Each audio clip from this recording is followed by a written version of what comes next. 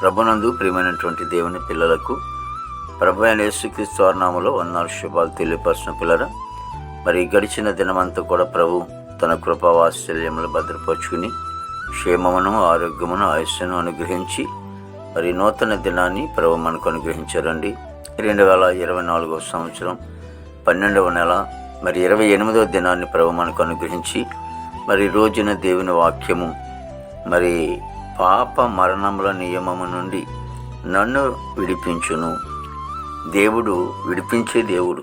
వాక్యం నమ్మదగినది, పూర్ణాంగీకరమునకు యోగ్యమైనది. వాక్యం ఎలాంటిదంటే విడిపించేది. వాక్యమే దేవుడు అన్నాడని రాయబడింది. ఆ దేవుడే యేసుక్రీస్తు ప్రభువారు అని రాయబడింది. కానీ ఎందులోంచి విడిపిస్తాడంట? పాప మరణం. పాపం వల్ల వచ్చే జీతము మరణం. ఆ మరణములో నుండి ఆయన విడిపిస్తారు. అంచేత ఏ మరణము? శరీర సంబంధంగా వచ్చే మరణం వేరు.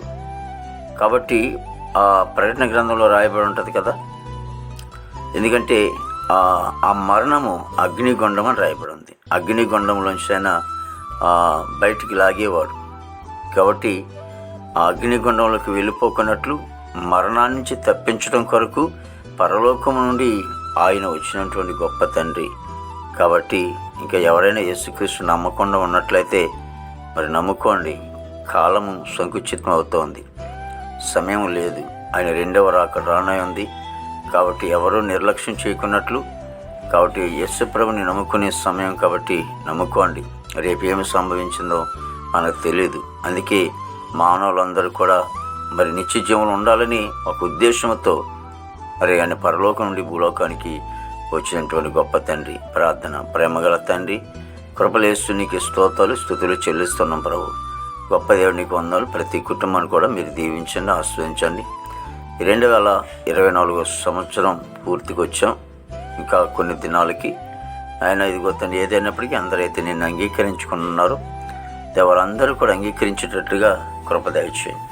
దేవా ఇదిగో తండ్రి, నాయన అందరైతే నన్ను అంగీకరించరు వారు దేవుని పిల్లలు అవుతారు, లేకపోతే నా పిల్లలు అవుతారని కూడా ఈ లేఖనం సెలవిస్తూ ఉంది. కాబట్టి అందరూ కూడా అంగీకరించి కృప దయచేయండి. మా భారతదేశాన్ని మీరు ఆశ్రయించండి, దీవించండి. నాయకులకు, అధికారులు అందరూ కూడా మంచి ఆరోగ్యంతో నింపండి. చక్కటి పరిపాలన చేయడానికి తగిన జ్ఞానం, ఆలోచన మీరు ఇవ్వండి.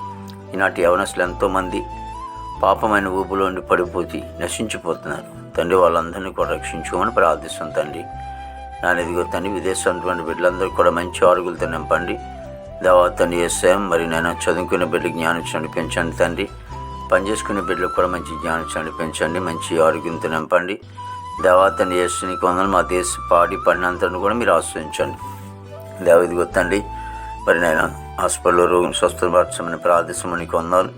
ప్రభా జైల్లో ఉన్నటువంటి బిడ్డలను విడుదల చేయండి. కోర్టు గొడవలు, కేసు గొడవలను కూడా కొట్టివేయండి. ప్రభా వివాహం లేని బిడ్డలకు వివాహం తెచ్చేయండి. గర్భఫలంలో గర్భం తెచ్చేయండి. రక్షణ లేని వారు రక్షణ తెచ్చేయండి. గృహాలు లేని వారికి గృహాలు తెచ్చండి. గర్భిణీలకి సుఖమైన డెలివరీ తెచ్చండి తండ్రి. బిడ్డకి క్షేమం తెచ్చండి బాబు ప్రార్థన చేస్తూ ఉన్నాం తండ్రి. అదేవిధంగా తండ్రి, ప్రతి సేవకులు వారి బిడ్డలను, సంఘాలను, కుటుంబాన్ని మీరే దీవించి ఆస్వాదించి నమ్మకం మేము తెచ్చుకొని ఈ దినమంతా కొన్ని విశేషమైన కృపతో నింపమని యేసుక్రీస్తు వారి నామములో అడుగుచున్నాం తండ్రి. ఆమేన్, ఆమేన్, ఆమేన్.